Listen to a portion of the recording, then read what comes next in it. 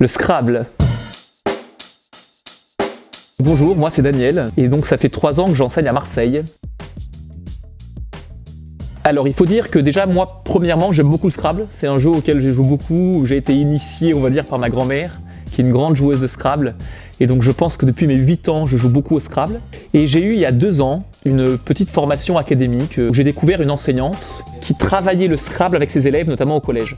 Et quand j'ai vu ce qu'elle faisait, j'ai trouvé ça vraiment fascinant. Enfin, moi j'ai toujours été assez attiré par la question de la didactique des maths, notamment enseigner les maths à travers le jeu. Et à partir notamment de ce qu'elle faisait, puis avec les idées que j'avais, j'ai lancé tout un petit projet sur différentes séances. En classe et au lycée, j'utilise surtout le support du Scrabble en accompagnement personnalisé, puisque souvent c'est des séances qui vont reprendre des notions de base du collège. Chaque élève dispose d'un plateau ainsi que de différentes lettres que je peux vous montrer là. Et donc l'idée à travers ce plateau et ces lettres-là, souvent la première séance, ça va être de pouvoir faire un petit calcul basique de points. D'abord sans mon plateau, je leur dis de prendre par exemple le mot bouchon, le mot kiwi, le mot école, et de pouvoir voir combien ce mot fait. Et puis ensuite, notamment dans un chapitre où on peut faire de la décomposition additive et multiplicative, on va pouvoir essayer de comptabiliser les points sur un plateau. Sachant qu'on va notamment travailler d'autres notions telles que le repérage, puisque déjà il faut savoir, si je leur demande de placer une lettre en H5, qu'est-ce que ça veut dire de se placer sur H5? Et puis quelle est la différence entre une lettre qui est double et un mot entier qui est double? Et ça, quand on l'écrit mathématiquement, on mettra une parenthèse pas forcément au même endroit, et ça fait notamment retravailler ces notions de priorité opératoire qui sont des notions vues au collège. Une notion que j'ai aussi présentée, c'est notamment la notion des équations. C'est assez difficile pour un élève au collège et même en lycée professionnel de parvenir à l'abstraction. Et donc notamment cette notion d'inconnu, te dire qu'est-ce que c'est qu'un X qui est vide. Et le Scrabble est un très bon support pour ça. Et je vous donne un exemple tout bête. Imaginons que je vous donne un mot que je vais écrire ici. Donc là je vous écris CA blanc E. Et souvent je vais dire aux élèves, très bien, vous voyez le mot qui est là, maintenant on a appris à compter les points. Vous voyez quand mon C est sur une case rose, ça veut dire que le mot entier il est double. Donc ça veut dire que vous faites l'addition de chaque lettre, vous allez multiplier le tout par 2. Et je leur dis, maintenant vous savez que le total de ces points-là, de ce mot, est 12 points. Ce qui veut dire que 3 plus 1 blanc plus 1 multiplié par 2, ça fait 12. Et donc là on commence déjà à saisir qu'il y a une notion de mathématique d'inconnu qui va être là. Et bien du coup, quelle lettre vous devez mettre ici pour faire 12? Et là, ça tombe bien parce qu'en français, il y a plusieurs lettres qui pourraient venir ici. On peut écrire du café, on peut écrire une case, on peut écrire une cage.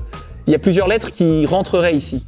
Et donc, en tâtonnant, les élèves vont d'abord mettre un F, qui est une lettre qui vaut 4 points.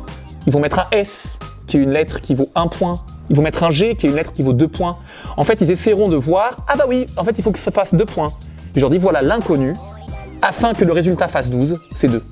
Et donc ça, c'est un petit exemple où on peut rendre un peu concret la notion d'équation. Un autre exemple de Scrabble, c'est travailler tout ce qui est les symétries.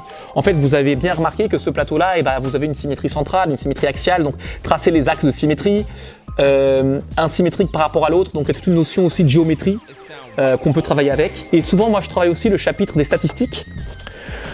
Quand vous voyez un plateau de Scrabble, chaque lettre a un certain nombre d'occurrences. Je sais pas, alors de tête, il me semble qu'il y a 15 lettres E dans un plateau de Scrabble, sur les 102 pièces. Donc je vous dis, comment on calcule une fréquence, quel est le pourcentage de E? Vous savez que vous avez 15 E divisé par 102 fois 100. On peut calculer une fréquence. Et souvent, je leur mets un autre plateau de Scrabble à côté, et un plateau de Scrabble en anglais. Et on se rend compte que le nombre de E en anglais n'est pas le même qu'en français. Mais également que la valeur, par exemple, du W, en français ça vaut 10 points, en anglais ça en vaut de mémoire 4. Pourquoi ça ne vaut pas les mêmes choses? Et on se rend compte que c'est parce qu'il n'y a pas la même fréquence d'apparition des lettres dans nos mots.